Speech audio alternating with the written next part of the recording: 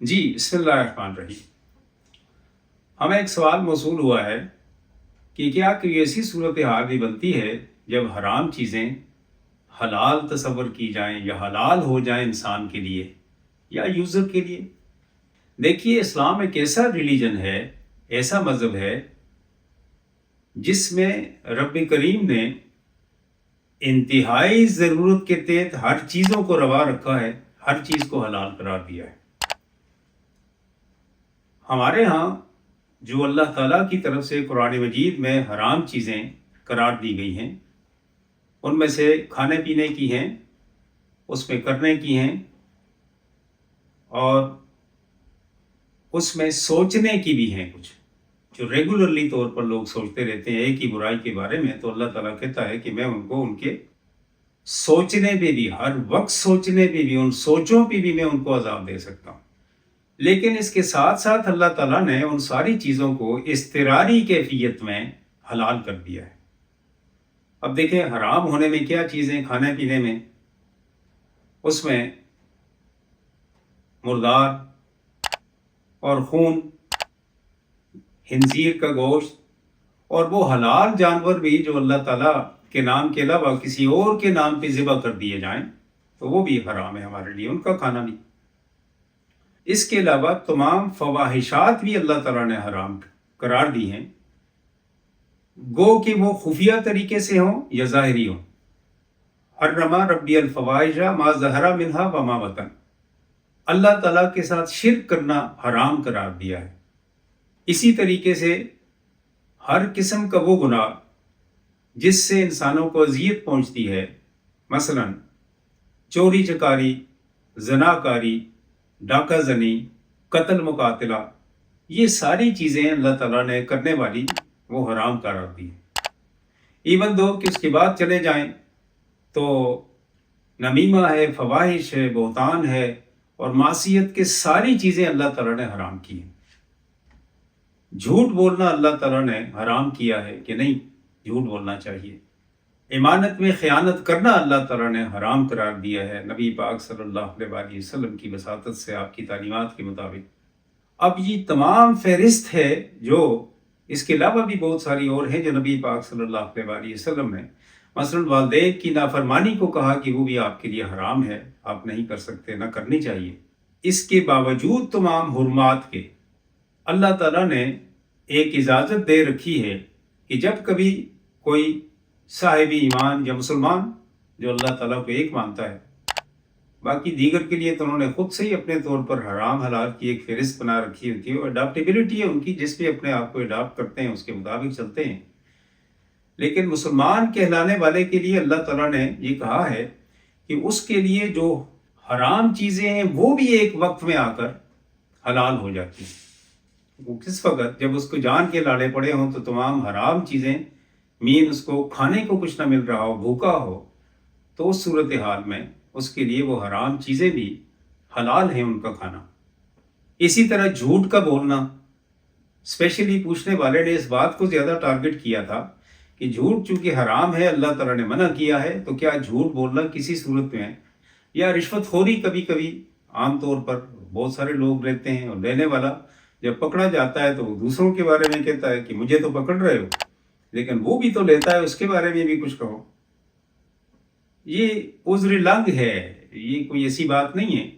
लेकिन ये सारी चीज़ें भी उस वक़्त हलाल हो जाती हैं जब आप इज़्तिरारी कैफियत में। अब इज़्तिरारी कैफियत क्या है? देखिए, जब आप भूख से मर रहे हैं तो इज़्तिरारी कैफियत है, आप हराम भी खा सकते हैं।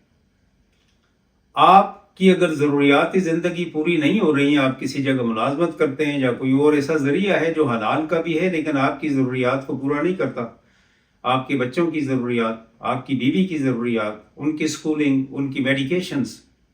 And even though all what someone have to do for their children in the family, नहीं कर सकती पूरी उन सबको। तो ऐसी सूरत हाल में ये इज़्तिरारी कैफियत बनती है। उस हद तक रिश्वत लेनी भी जायज़ है जिस हद तक आपकी ज़रूरतें ऐसा तरीके से पूरी हो जाएं। लेकिन इसमें याद रखें, ये होर्डिंग का जो तरीका है कि ज़्यादा से ज़्यादा रिश्वत लेकर, ज़्यादा से ज़्यादा करप्शन करके, ज़्यादा से ज़्यादा मार धाड़ करके पैसे कमा के زیادہ سے زیادہ لوگوں کو بلیک میل کر کے ان سے اپنی تجوریاں بھرنا اور اپنے آئندہ آنے والی نسلوں کے لیے بھی محافظت کا سامان کرنا معاشی لحاظ سے یہ جائز نہیں ہے، یہ جرم ہے۔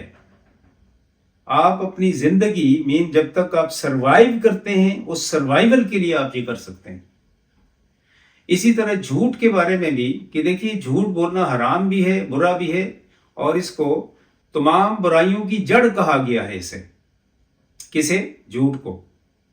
لیکن یاد رکھیے کسی کی جان بچانے کے لیے، اپنی عزت نفس کو محفوظ کرنے کے لیے، کسی کی عزت نفس کو محفوظ کرنے کے لیے کسی بھی جگہ پر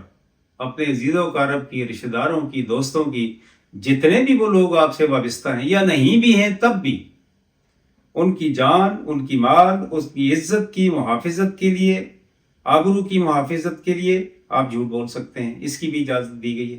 اب دیکھیے کوئی شخص دوڑتا ہوا آپ کے پاس آتا ہے اور آپ گھر کے دروازے پہ موجود ہیں اور آپ کو کہتا ہے جی کہ مجھے پناہ دے دیں، میرے پیچھے لوگ لگے ہوئے مجھے قتل کر رہے ہیں، اگر آپ مجھے پناہ نہیں دیں گے تو میں مارا جاؤں گا۔ وہ اسے پناہ دیتا ہے، پیچھا کرنے والے لوگ آ کر اس سے کہتے ہیں جی ہمیں بتائیں یہاں سے ایک آدمی آیا تھا آپ کے ہاں تو نہیں ہے یا گزرا ہے تو ہمیں بتاؤ۔ اگر وہ بتاتا ہے تو اس کی جان جاتی ہے۔ وہ الگ بات ہے کہ وہ اس کی جان جائز لینا چاہتے ہیں یا ناجائز لینا چاہتے ہیں۔ جائز لینا بھی وہ اپنے ہاتھ سے نہیں لے سکتے، ناجائز تو ہے ہی، ناروا ہے، لے ہی نہیں سکتے۔ وہ جائز جان لینے کے لیے بھی اس شخص نے ایسا کوئی جرم کیا ہے، کسی کی جان لی ہے، جان کے بدلے ہی جان ہے، تب بھی ایک لا ہے، ایک قانون ہے جو لینڈ کا ہے، جو نبی پاک صلی اللہ علیہ وآلہ وسلم کے زمانے میں بھی تھا، دستور ہے اللہ تعالیٰ کا، جسٹس کا، انصاف کا، اس کے پاس وہ کیس جائے گا اور جا کر اس کے لیے جس قسم کی سزا مقرر کرے وہ۔ اور دیکھیے اگر کبھی کسی صورتحال میں بسا اوقات ہم یہ دیکھتے ہیں کہ اس شخص نے جس نے قتل ہی کیا تھا ہمارا وہ عدالت سے بری ہو کر آ جاتا ہے تو آپ کو اس پہ غمگین نہیں ہونا چاہیے۔ آپ نے ایک پروسیجر اختیار کیا، وہ آپ کی فیور میں نہیں آیا، چھوڑ دیجئے اسے اللہ تعالیٰ پہ، کیونکہ اللہ کا قانون ہے کہ ایک نہ ایک دن میں نے تو ہر حال میں اس کا انصاف کرنا ہے۔ اس کے بدلے میں، آپ کے چھوڑ دینے کے بدلے میں اللہ تعالیٰ آپ پر انعامات و اکرامات کرے گا اور اس کو ذلیل و رسوا کرے گا دنیا اور آخرت میں بھی۔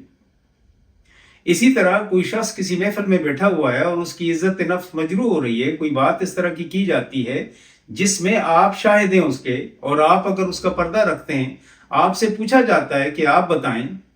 کہ جی یہ شخص ایسا ایسا ایسا ایسا ہے، آپ اگر اس کا بیان کر دیتے ہیں تو اس کی انسلٹ ہو جائے گی، انسانیت کی تذلیل ہوگی، یہ اللہ کو کبھی پسند نہیں۔ وہ الگ بات ہے کہ کوئی قاضی اپنی عدالت میں بلا کر آپ کو کہے کہ جی آپ اس بات کی گواہی دیں، میں آپ سے گواہی طلب کرتا ہوں، یا آپ کو گواہ کے طور پر کہیں نومینیٹ کیا گیا ہے، تو اس کے سامنے آپ نے سچ بولنا ہے۔ اس کے علاوہ عمومی لحاظ سے ہمارے ہاں جو محافل ہیں کبھی ہوتی ہیں ہمارے ہاں اپنے علاقوں میں، ان میں کسی کی تذلیل مت کیجیے اور اس کا ذریعہ بھی مت بنیے۔ ایسی صورتحال میں کسی کی عزت، کسی کی جان، کسی کی مال، کسی کی آبرو یا اپنی عزت، جان، مال اور آبرو کی محافظت کے لیے جھوٹ بولنا بھی جائز ہے۔ وما علینا الا البلاغ۔